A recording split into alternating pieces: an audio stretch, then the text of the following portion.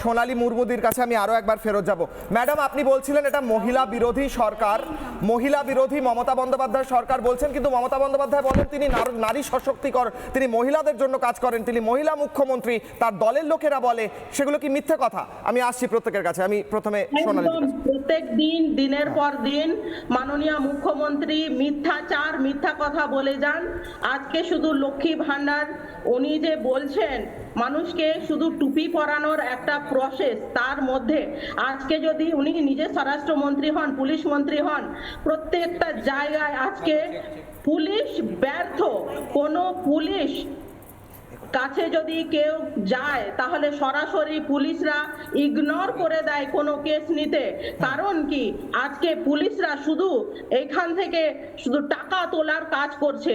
আজকে তৃণমূলের সেক্রেটারি বলুন, তৃণমূলের ভাইস প্রেসিডেন্ট বলুন, ওনারা আজকে পুলিশ যারা আছেন ওনারা সেই পদে নিয়োজিত হয়েছেন। তৃণমূল যোগ উঠে আসছে। দিদি আবার আসি, মৌসুমী দি আপনি বলুন, কন্টিনিউ করুন। আমরা একজন মহিলা মুখ্যমন্ত্রীর রাজ্যে বাস করছি, এটা আমাদের একটা সময় গর্বের বিষয় ছিল, কিন্তু আজ এই জায়গায় দাঁড়িয়ে একজন মহিলা মুখ্যমন্ত্রীর রাজ্যে আমরা সব সময় বিচার কেন চাইবো? বিচার চাইলে যারা প্রতিবাদ করবে তাদেরকে একটার পর একটা তকমা দেওয়া হবে, এবং যারা আসামি তাদেরকে বেকসুরভাবে খালাস করে দেওয়া হবে, ছেড়ে দেওয়া হবে। তাদের পাশে দাঁড়াবে এই রাজ্যের বিভিন্ন দলের নেতারা। আজ যে আদিবাসী মেয়েটার সাথে যে অত্যাচারটা হয়েছে, এটা একটা খুবই জঘন্য, কারণ তাকে দিনের পর দিন আটকে রেখে তার দলের কর্মীরা তার উপরে অত্যাচার করেছে। আজ দলের কর্মীরা এরকম সাহস পেলে কোত্থেকে? আজ দলের নেতাদের সাপোর্ট আছে বলে, দলের মমতা ব্যানার্জির মমতা ব্যানার্জির দলের কর্মীদের হাত তাদের মাথার উপরে আছে বলে আজ এই দলের কর্মীরা যে এই ধরনের অত্যাচার করছে। আপনারা এই পশ্চিমবাংলার বুকে দেখেছেন এখনো পর্যন্ত একটা রেপের একটা সাজা ঘোষণা হয়নি, তাদেরকে বেকসুরভাবে খালাস করে দেওয়া হচ্ছে। সরকারি উকিলরা বলছে দিনের পর দিন আমরা খাচ্ছি, আমরা দোষীদের ফাঁসির আসামি করব, ফাঁসিতে ঝুলাবো, এই ধরনের বক্তব্য রাখছে তারা কোর্টে গিয়ে, এবং পরে দেখা যাচ্ছে পিছনে তারা টাকা খেয়ে তারা বিক্রি হয়ে যাচ্ছে। এই রাজ্যের আইন পর্যন্ত বিক্রি হয়ে যাচ্ছে।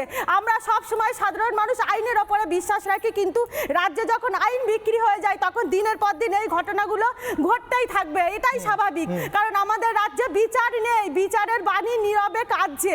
আমরা সাধারণ মানুষ, পুলিশ অ্যারেস্ট করছে, ওটা জাস্ট ব্রেন ওয়াশ, সাধারণ মানুষকে দেখাচ্ছে দেখো আমরা কাজ করছি। এটা সামনে অ্যারেস্ট করছে, পিছন দিয়ে তাদেরকে দুদিন পর খালাস করে দেওয়া হচ্ছে। আপনারা দেখতে পেয়েছেন কামদুনির ঘটনা, ফাঁসির আসামিদের কিভাবে ছেড়ে দেওয়া হলো, যেখানে ফাঁসি হওয়ার কথা তাদেরকে একদম বেকসুর খালাস করে দেওয়া হলো। আপনারা গেদে, গাইঘাটা, কামদুনি, আরজিকর বিভিন্ন জায়গায় এই ঘটনা, হাসখালি, দিনের পর দিন একটার পর একটা ঘটনা ঘটে চলেছে। আমরা তো মহিলা মুখ্যমন্ত্রীর রাজ্যে বাস করছি, তাহলে কেন এই ধরনের ঘটনাগুলো ঘটবে? আর তাদের মধ্যে সেই দলের মধ্যে মন্ত্রীরা কি বলছেন যে ছোট পোশাক পরে বেরাচ্ছে, এক একটা টাইম এক একটা বক্তব্য রাখছেন। তো এই ধরনের মন্তব্য যারা করে, যে দলের নেতারা করে, সেই দল এই রাজ্যে থাকলে পারে দিনের পর দিন এই ধরনের ঘটনা ঘটবে। যতদিন না পর্যন্ত এই আদিবাসী সমাজের এই মেয়েটিকে অত্যাচার করা হলো, মমতা ব্যানার্জি আদিবাসী সমাজ আদিবাসীদেরকে এত তো ভালোবাসে, তাদের কাছে গিয়ে নাচছে, তাদের কাছে গিয়ে পা মেলান। আর আপনি এখন দেখুন আপনি যাদের সাথে নাচছেন আপনার দলের কর্মীরাই সেই আদিবাসী মহিলাদের উপরে অত্যাচার করছে। প্রত্যেকটা মানুষের এখন সতর্ক হওয়া উচিত, এবং প্রত্যেকটা মানুষের এবং আদিবাসী সমাজকে বোঝা উচিত যে দেখুন আপনারা কাদেরকে ভোট দিয়ে, কাদেরকে ভালোবেসে আপনারা দলে নিয়ে শাসক দলে নিয়ে এসেছেন, আপনারা ক্ষমতায় নিয়ে এসেছেন। তাই প্রত্যেকটা মানুষের এখন বোঝা উচিত। নানা ধরনের কন্টেন্ট দেখার জন্য লাইক করুন, শেয়ার করুন আমাদের ফেসবুক পেজ, সাবস্ক্রাইব করুন আমাদের ইউটিউব চ্যানেল। পাশাপাশি অন্যান্য ব্রেকিং নিউজের জন্য অবশ্যই চোখ রাখুন রিপাবলিক বাংলায়।